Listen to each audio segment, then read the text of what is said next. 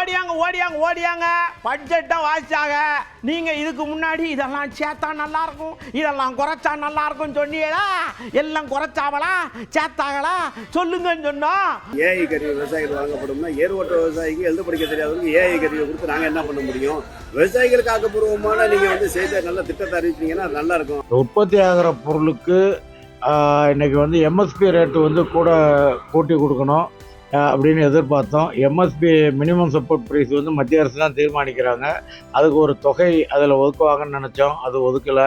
தமிழ்நாட்டை பொறுத்த வரைக்கும் இந்த ரயில்வே திட்டம் பெரம்பலூர், குறிப்பாக பெரம்பலூர் மாவட்டம் ரயில்வே ரொம்ப நாளாக அது கோரிக்கையாக இருக்குது.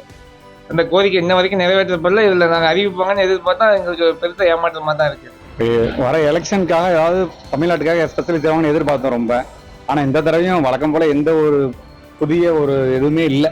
சோலார் சிஸ்டம் அது சோலார் சிஸ்டம் சம்மந்தமான பொருட்களெல்லாம் விலை கம்மியாகும்னு சொல்லியிருக்காங்க. இதெல்லாம் வரவேற்கத்தக்கது. இந்த பாமர மக்களுக்கான ஒரு எல்லாருக்குமே இந்திய மக்களுக்கும் குடிமக்களுக்கான ஒரு சிறந்த பட்ஜெட்டாக இந்த பட்ஜெட் பார்க்கப்படுது. இந்த பட்ஜெட் பார்த்திங்கன்னா மருத்துவத்துறைக்கு ஒரு நல்ல விஷயமா இருக்குது. எப்படின்னு பார்த்தீங்கன்னா 7 வகையான அரிய வகை நோய்களுக்கு வரி, அதாவது மருந்துகள் இறக்குமதிக்கு வரி விலக்கு அறிவிச்சிருக்காங்க. மாவட்டம் தோறும் மகளிருக்கான காப்பகம் அமைக்கப்படுதுன்னு சொல்லியிருக்காங்க.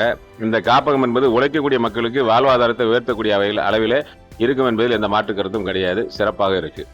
கொக்கோவினுடைய அந்த பருப்பையும் கொள்முதல் செய்வதற்கு உரிய விலை தருவதாகவும் அல்லது உரிய முறையில் அவைகளை பதப்படுத்தி வைப்பதற்கு தேவையான எல்லா உதவிகளையும் மத்திய அரசுகளும் மாநில அரசுகளும் செய்ய வேண்டும். வருமான வரியில் ஏதாவது சலுகை இருக்குமா அப்படின்னு சொல்லிட்டு ரொம்ப எதிர்பார்ப்போடு இருந்தோம்.